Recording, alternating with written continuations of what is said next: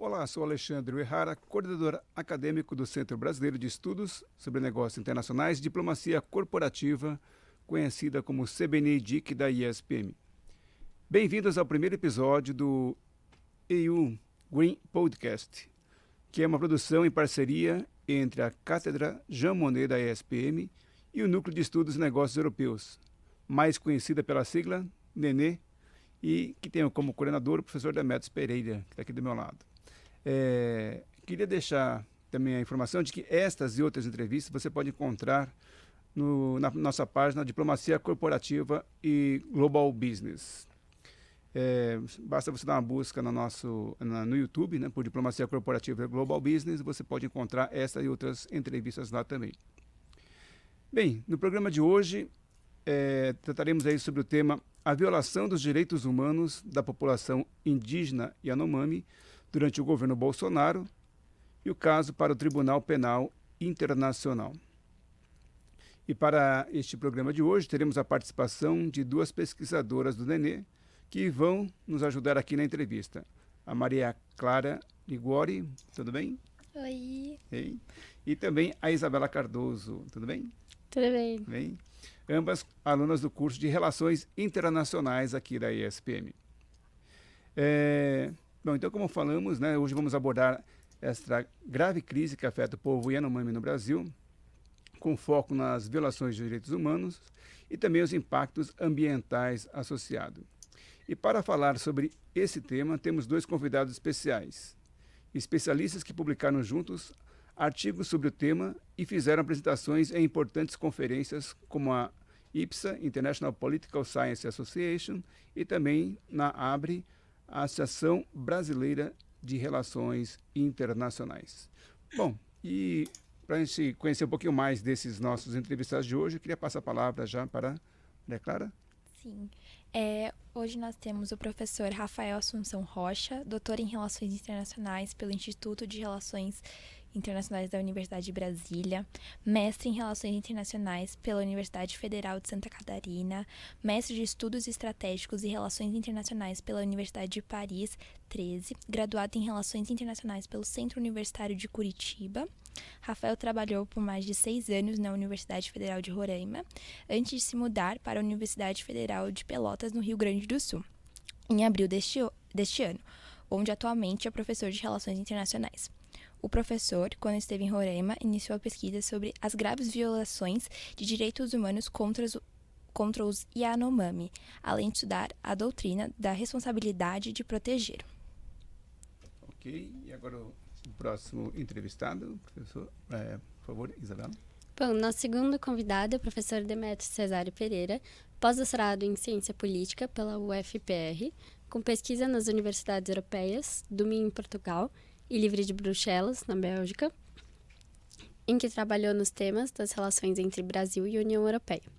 Doutor em Ciência Política pela USP, com estágio sanduíche na Academia de Direito Internacional de Haia, na Holanda, mestre em Relações Internacionais pelo Programa Santiago Dantas da Unicamp, PUC São Paulo e Unesp, MBA em Relações Internacionais pela Universidade Cândido Mendes do Rio de Janeiro, além de graduado em Direito pela Universidade Federal do Paraná e Relações Internacionais pela Universidade Tuiuti do Paraná.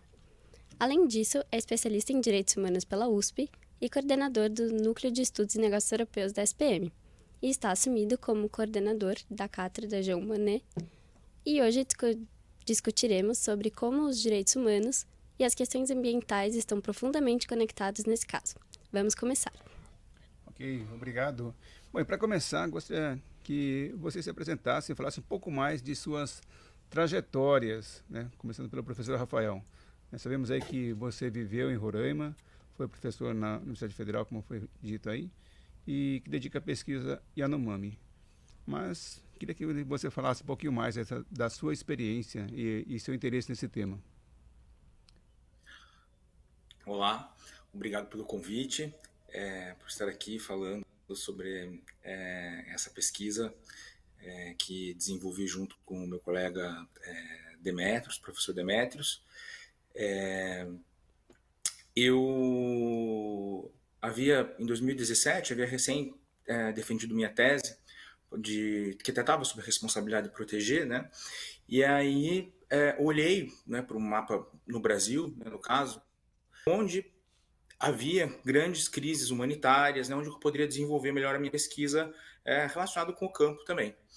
E fui, né, trabalhar, né, passei no concurso na Universidade Federal de Roraima e assumi em 2018. Em 2017 e 2018 era a crise, né, que estava assim, em um dos seus maiores picos, crise migratória, né? E foi onde eu, como a responsabilidade de proteger trata graves violações de direitos humanos, né, incluso o genocídio, né, fui trabalhar na UFRR em 2018, onde eu pude desenvolver os meus estudos, né, e a minha parte profissional. Quando eu cheguei lá, a migração era o tema de maior destaque, né, mas aos poucos fui me inteirando com as dinâmicas locais, né, da Amazônia. Né? Roraima está aí dentro da Amazônia Legal, né, e com a temática, com a pauta indígena. Lá na Universidade de Roraima, fui coordenador de curso, né, coordenei o Núcleo Amazônico de Pesquisa em Relações Internacionais, o NAPRE, entre outras coisas que desenvolvi na universidade, que foi bastante interessante esse núcleo, né, que a gente pode aí integrar, né, redes de pesquisa entre outras universidades e fazer parcerias de pesquisa. Quando estava, então, em Roraima, né, eu me aproximei da dinâmica indígena, né, e da dinâmica Yanomami. E aí, né, acompanhando os eventos, né, que aconteciam no Estado, né, e de forma bastante especial, como a gestão do governo Bolsonaro, né, naquela época do atual governo, né, tratava os Yanomamis. O que em 2023, ou seja, né, no ano passado, eclodiu uma sequência de denúncias, né, sobre graves violações, possíveis graves violações de direitos humanos dentro do governo Bolsonaro. Então, acho que isso é um primeiro panorama, né?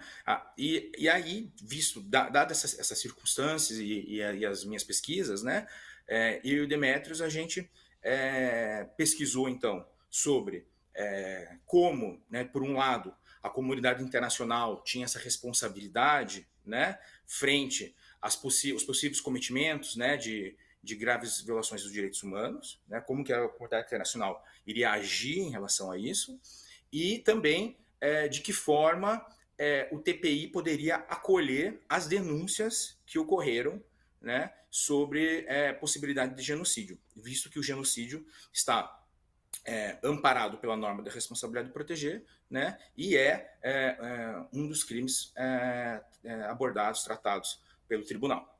Aí apresentamos 2 artigos, né, um na Associação Internacional de Ciência Política e o outro na ABRE, como já foi dito. Bacana. É bem interessante porque quando a gente fala de Roraima, para nós aqui de São Paulo, né, nós estamos aqui na sede em São Paulo, muitas vezes a gente não tem ideia do que acontece fora aqui do território, mas ainda mais num território tão longe como Roraima para nós aqui, os paulistas ou paulistanos, né? Passa a palavra para a Isabela. Professor Demetrios, além de coordenar o Núcleo de Estudos e Negócios Europeus, você leciona sobre direitos humanos e lidera o projeto Cátedra Jean Monnet EU Green. Como sua especialização em direitos humanos se conecta com as questões ambientais que envolvem o povo Yanomami? Bom, boa tarde a todos. Obrigado, Isabela, pela pergunta. Indo um pouco na mesma linha do professor Rafael, explicando um pouco, né, o que me levou a pesquisar. Primeiro, a minha especialização em direitos humanos, né? Então, eu fiz especialização na USP, né, em direitos humanos. Na época era uma especialização grátis e com bolsa da Fundação Ford. Então, teve uma concorrência para entrar e aí já comecei a me inteirar um pouco do assunto dos direitos humanos. E assim, quando o professor Rafael passou no concurso, eu já estudava, claro, direitos humanos. E aí fui visitá-lo, né, visitar a universidade, conhecer melhor. Então fiz 2 viagens para Roraima, né? E a questão indígena já preocupava o Rafael, ele me chamou a atenção, né? E assim, fui conhecer a primeira vez, conheci a Tríplice Fronteira, que é ali, né, região entre Roraima, Venezuela e a Guiana Inglesa. E na segunda vez, eu meio empolgado, né, vamos subir o Monte Roraima a pé, né, então fizemos uma viagem de 10 dias, até subindo a pé o monte. 10 dias andando? 10 dias, meio que 5 para ir, 5 para voltar. Por aí, acho que eram 10, Rafael? Acho que eram 10, né? 7, eu não sei. Foram quase 10, 7 dias assim, intensos, né? 7 intensos e eu a acho preparação e a volta foram uns 10 dias. Não, aumentei então, tá bom, 7. Mas tá bom, bastante. Mas o Monte Roraima é alto e ele é bem na tríplice fronteira entre os 3 países ali, né? Então, e aí a gente teve um contato com uma família indígena que ajudou a gente. A gente tinha um guia brasileiro, um guia venezuelano, que era casado com uma indígena venezuelana, e a família toda recebeu a gente, né? Os irmãos dela ajudaram a gente a carregar as coisas. Então, já o contato com os indígenas, ele comecei a ver que os indígenas convivem ali na sociedade, ali na Tríplice Fronteira. E aí, claro, o professor Rafael pesquisando isso, a gente falou como que a gente pode conciliar as nossas pesquisas, né? Então, aí eu fiquei mais com essa parte dos direitos humanos mesmo, né? A parte jurídica, TPI, etc, né? Mas o professor Rafael já pesquisava um pouco essa parte jurídica e, claro que a questão indígena já era uma preocupação maior dele, né? E claro, a questão indígena é muito conectada com a questão ambiental, né? Então, o ambiente da Amazônia, né? Ele na verdade, até diverso, né? A Amazônia lá de Roraima, por exemplo, não é essa Amazônia que a gente às vezes imagina, é uma Amazônia que eles chamam de a Gran Savana, né, em espanhol, né, que parece uma savana africana, né, mas é a Amazônia. Então, e os indígenas, eles é uma simbiose que eles têm com aquele lugar, né, e a gente, nesses 7 dias, né, ali dessa viagem, né, até o topo do Monte Roraima, a gente conviveu muito com a natureza. Então, a gente se integrou muito com a natureza e eu acabei também sentindo essa conexão dos indígenas com a natureza. Então, isso muito me levou também a fazer a pesquisa e também topar escrever os artigos aí. E aí, apresentar na IPSA, né, que é International Political Science Association, em Buenos Aires, no congresso, inclusive com o apoio da SPM, do professor Errara, quem agradeço aqui publicamente, né? E também na ABRE, né, em Belo Horizonte, no ano passado. Ambos congressos foram em julho do ano passado. Então é mais ou menos isso. Muito bacana. O professor Rafael mencionou, e você também mencionou, o TPI. Só para deixar para os nossos ouvintes e quem está nos assistindo pela internet, o que é o TPI? Porque está falando só a sigla e não falou o que é. Não traduzi, né? Siglas, a gente de sigla, né? Vira uma sopa de letrinhas, a gente não explica. Bem observado. Na hora eu tinha pensado, falar o que é o TPI, não lembrei. Então, Tribunal Penal Internacional, né? Então, eu já tinha contato também com o Tribunal Penal Internacional. Ele tem sede em Haia. Então, quando eu fui fazer o meu doutorado sanduíche, eu fiz em Haia, na Academia de Direito Internacional de Haia, que é onde fica a Corte Internacional de Justiça, que é o Tribunal da ONU. Tá? E é diferente do TPI. Mas, como eu morei lá, eu acabei indo no TPI, no prédio que já existia do TPI, num julgamento do Tribunal para a ex-Iugoslávia. Então, eu já tinha muito contato com esse mundo também, né, de julgamentos internacionais. Eu fui no julgamento do Karadzic, que foi um general sérvio-bósnio que participou ali de massacres na Guerra da ex-Iugoslávia, ali nos Balcãs. Então, isso já me chamava atenção também, né? Então, já estive no TPI, já participei daqueles julgamentos. Então, é o Tribunal Penal Internacional. Só cuidado para não confundir, né, o TPI com a CIG. Então, o TPI julga crimes contra os direitos humanos, especialmente o genocídio, né? Crimes contra a humanidade, mas o principal é genocídio. E já a CIG é a Corte Internacional de Justiça, que é da ONU, que foi onde eu fiz o meu doutorado de sanduíche, que julga conflitos entre os países. Obrigado pela pergunta, professor. Ok, obrigado pelo esclarecimento. Passar agora a palavra para a Clara. Bom, focando um pouco mais no tema dos direitos humanos, professor Rafael, você e o professor Demetrios escreveram juntos um artigo sobre as violações que ocorreram contra o povo Yanomami. Então, você poderia nos contar como essas violações ocorreram, qual foi o papel do Estado nessa crise e por que alguns autores consideram essa situação como um genocídio? Por favor. Então, dando sequência aí ao que o Demetrios estava falando, né, o Estatuto do Tribunal Penal Internacional define genocídio como qualquer ato praticado com a intenção de destruir total ou parcialmente um grupo étnico, racial ou religioso, né? Aí compreendendo algumas situações. E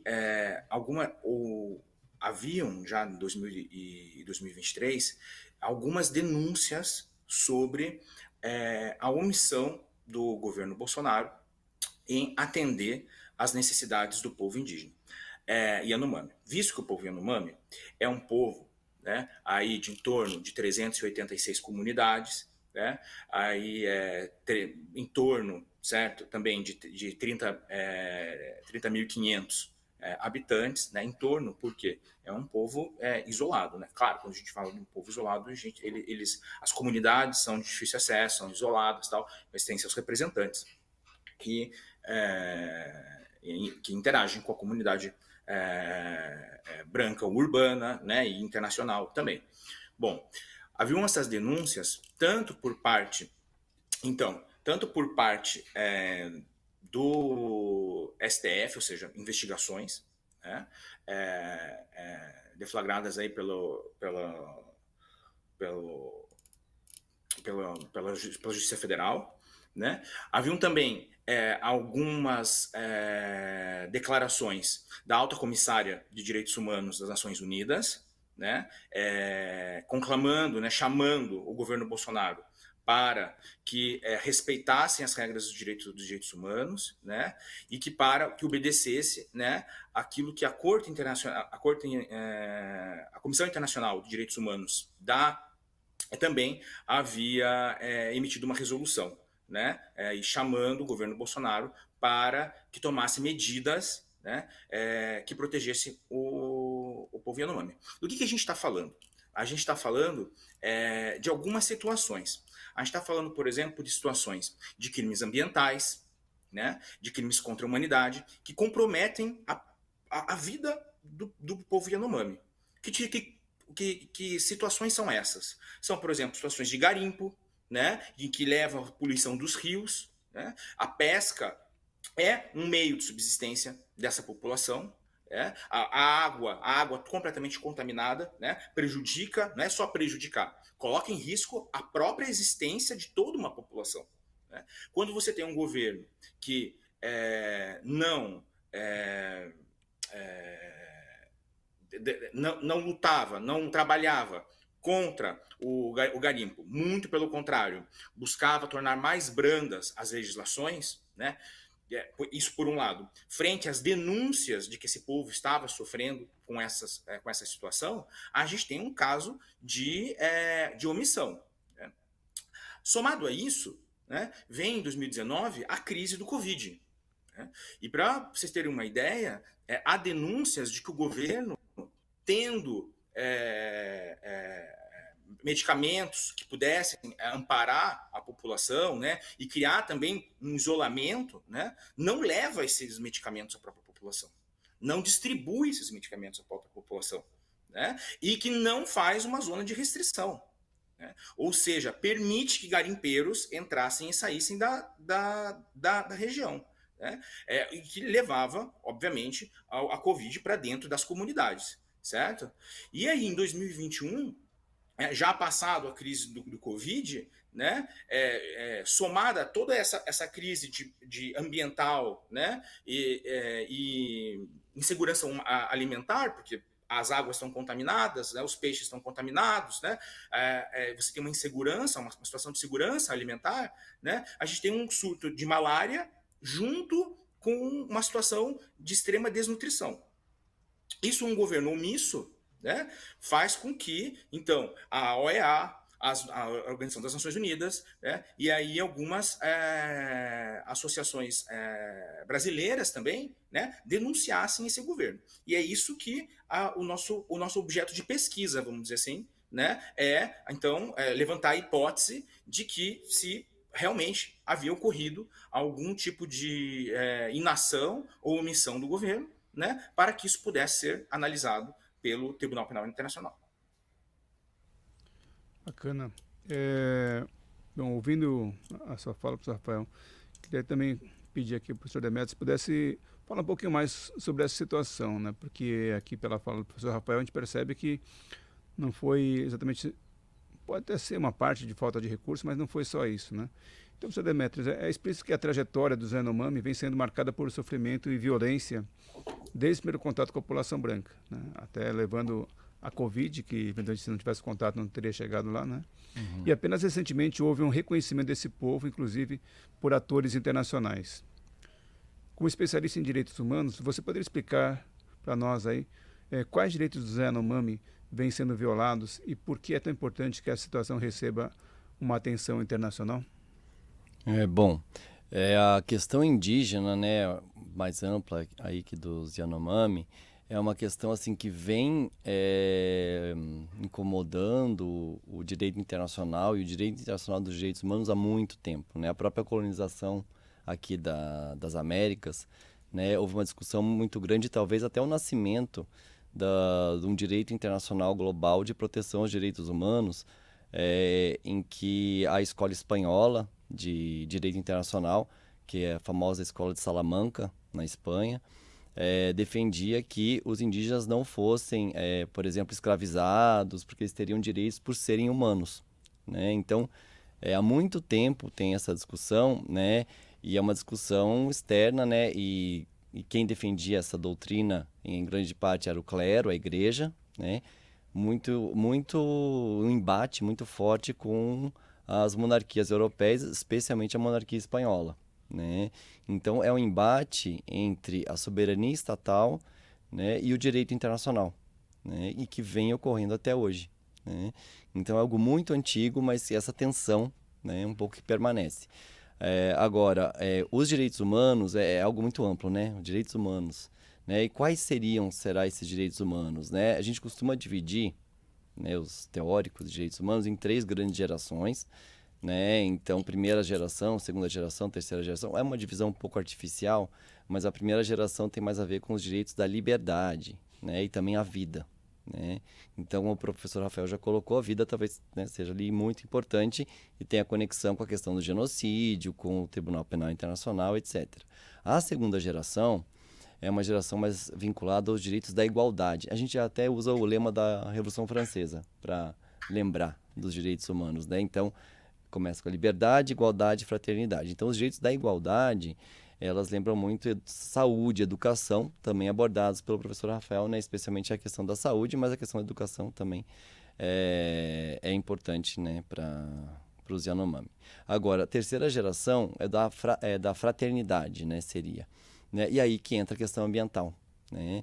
Então, hoje em dia, a gente trata a questão ambiental não como uma questão separada dos direitos humanos, mas como uma questão integrada aos direitos humanos. Então, o direito ao meio ambiente, né, é um direito humano também, né? Então, então acho que aí então há uma violação total, né, em todas as áreas ali, né, dos direitos humanos, tanto primeira geração, segunda e terceira geração. Então, isso que acaba chamando muita atenção, né, porque eles acabam, né, sendo violados, né, em todos os aspectos. E não é muito novidade, né? Então, desde a época da colonização, isso vem acontecendo com os indígenas e vem gerando uma preocupação do direito internacional e dos direitos humanos e de quem realmente olha um pouco para essa área. Legal. Direitos humanos e o meio ambiente, basta ver que nós tivemos aqui várias notícias de contaminação da água, né? Como o professor Rafael falou sobre o mercúrio, né? Se você contamina a água, os peixes estão contaminados, você está contaminando a água que pode ser bebida ou o próprio alimento, né? E não só eles comem, a gente também come, sim, né? Sim, então, nós estamos nos contaminando, né? Exatamente. Ok. Clara, por favor. Professor Demétrios, a partir dos seus conhecimentos sobre a União Europeia e política externa, você poderia nos contar e explicar um pouco sobre como o bloco europeu enxerga os eventos que estão ocorrendo com a tribo Yanomami no Brasil e, ademais, como a sua política externa, especialmente no campo dos direitos humanos, pode ajudar a mitigar crises como a dos Yanomamis e quais papéis a União Europeia pode desempenhar para pressionar as mudanças no país. Obrigado, Maria Clara. Então, agora, colocando a União Europeia um pouco, né, já que estamos aqui na podcast sobre a Cátedra de Monnet, né, a gente sempre tenta abordar a nossa relação com a União Europeia, né, sempre vai tentar nos próximos também. Bom, a União Europeia, ela se preocupa com os direitos humanos, existe uma preocupação muito grande. O que eu estudei no doutorado foi a política externa e de segurança da União Europeia. Então, como a União Europeia foi desenvolvendo essa que chama de actorness, né? Ela é um ator internacional, né?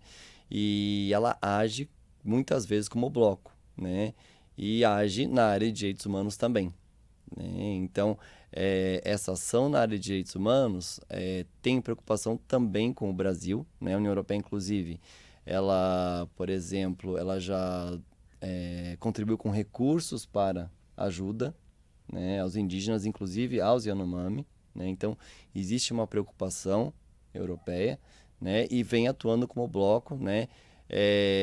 E como eu estudei mais ali no doutorado, a questão mais de segurança, o que a gente chama de até, né, uma segurança humana, né? Então, que é essa questão, né, dos indígenas, né? E talvez eles tenham essa preocupação porque isso já se voltou contra eles lá no passado, na época da colonização, né? Então eles já tiveram essa preocupação, essa discussão sobre os indígenas na sociedade europeia, né? É muito antiga também, né? E então leva a preocupações até hoje. Então existe sim um olho para o Brasil e nessa questão dos direitos humanos, né? Sem contar as questões ambientais que a gente ainda vai detalhar, e se der tempo a gente fala um pouco mais das questões ambientais que a União Europeia também demonstra uma preocupação. Mas sim, existe essa preocupação internacional do bloco como um todo, da política externa europeia com os direitos humanos e mais especificamente com os Yanomami. Ok, legal. Isabela?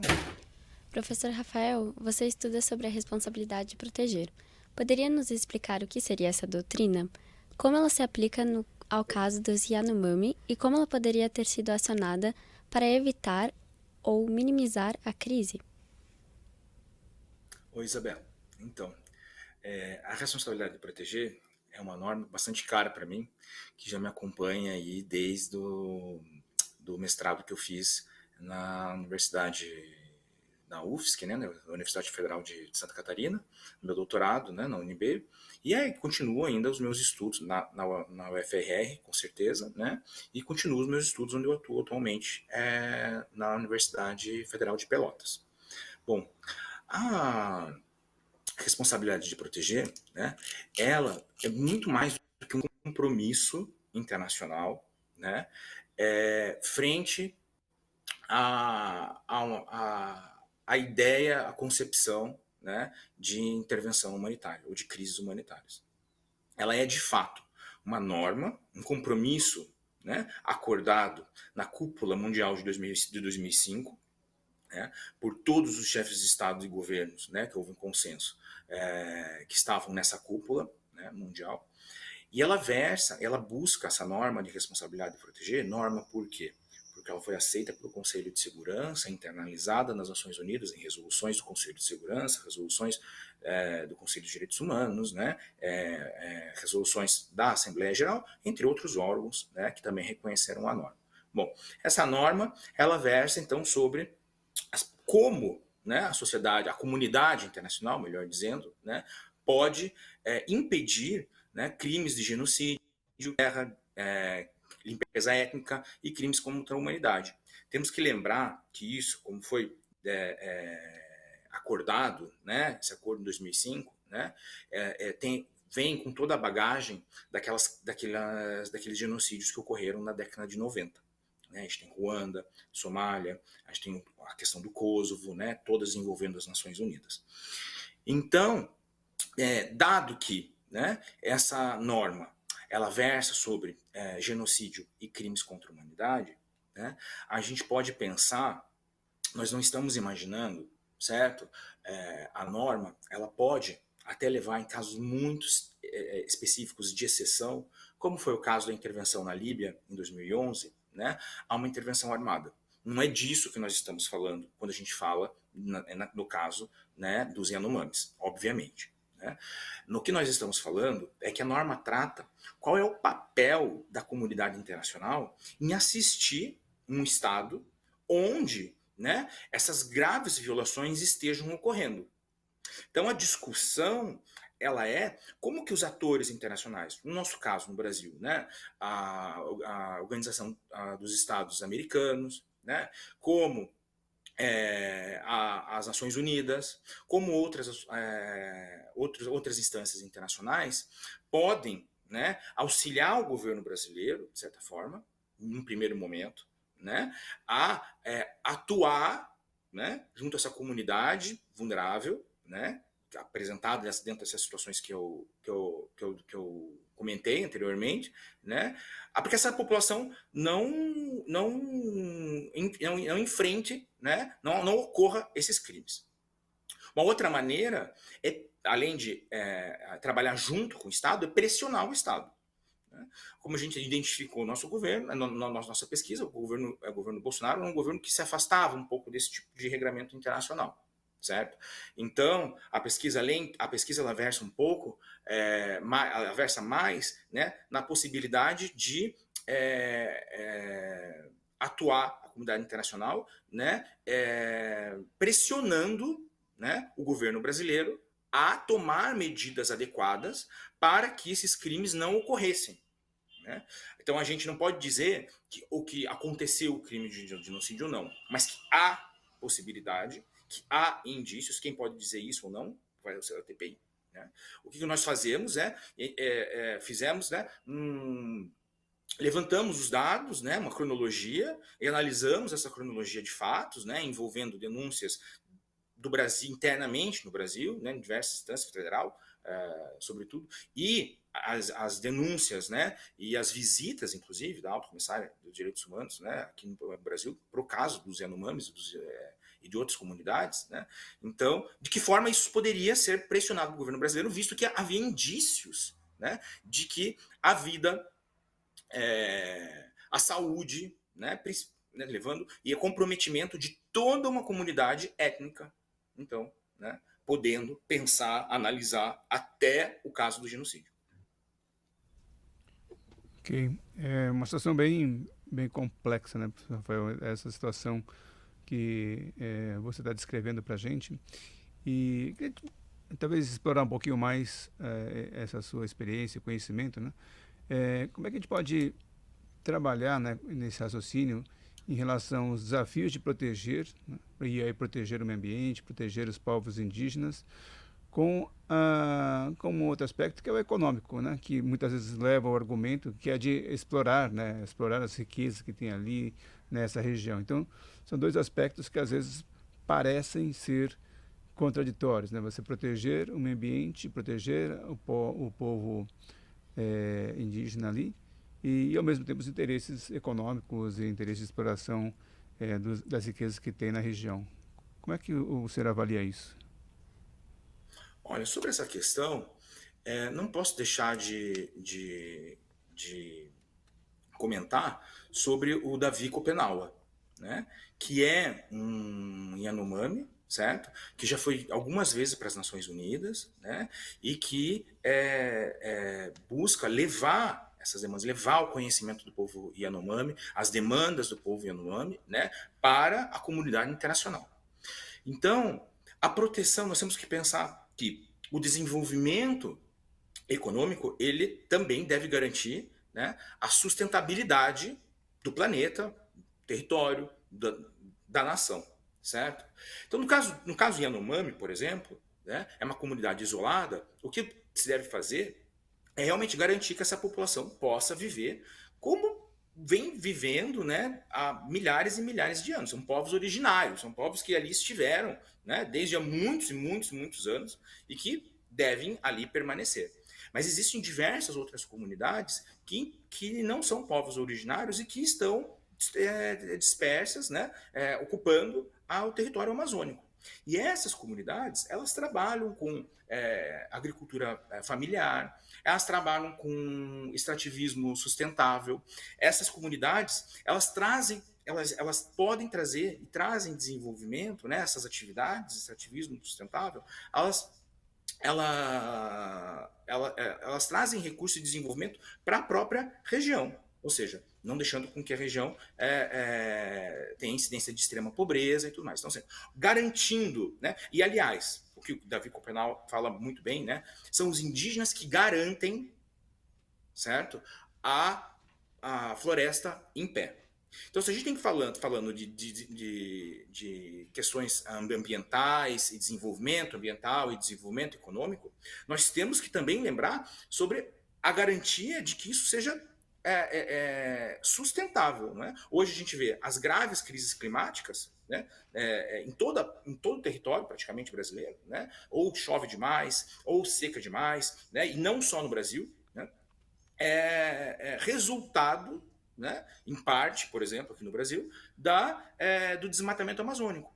Enquanto, né, poderia haver, né, existem, né, políticas públicas para o desenvolvimento de cultivo sustentável, mas que isso ocorresse de uma maneira muito mais exitosa para que, por exemplo, não fosse necessário para o desenvolvimento do país que se avançassem em termos de, por exemplo, pasto para gado, né? Que não tivesse avanço, né, do limite agrícola dentro da floresta amazônica. Por quê? A floresta amazônica, além disso, ela nos garante, né, pesquisa, né, para aí muitos e muitos anos de questões, substâncias e mesmo questões de inovação que nós ainda desconhecemos. Tem muito a ser pesquisado ainda sobre a Amazônia. E o povo, a população indígena, é a melhor forma de o Brasil de preservar essa floresta e continuar e que dê continuidade, que a floresta continue em pé.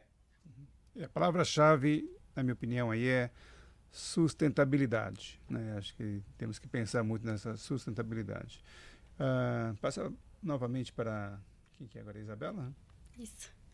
Professor Demetrios, baseado na sua expertise sobre a exploração do meio ambiente, como a União Europeia pode atuar para garantir que políticas globais de proteção ambiental levem em conta as populações mais vulneráveis, como os Yanomamis?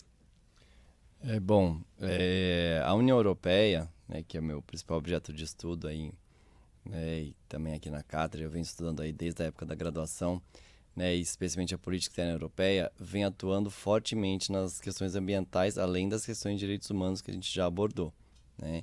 Então, além de existir uma preocupação específica da política externa europeia com a população indígena e especificamente com a população Yanomami, existe a preocupação ambiental também, né? Que é um dos direitos humanos violados, né, nesse caso. E que é muito mais amplo e talvez seja o principal assunto na pauta das relações Brasil-União Europeia hoje, né? Então, a questão ambiental ela vem ganhando uma dimensão, né, muito grande, né, nas nossas relações com a Europa, né? Especialmente no âmbito das negociações agora do acordo Mercosul-União Europeia, né? Então, lá durante o próprio governo Bolsonaro, foi fechado o acordo lá em 2019 entre o Mercosul e a União Europeia.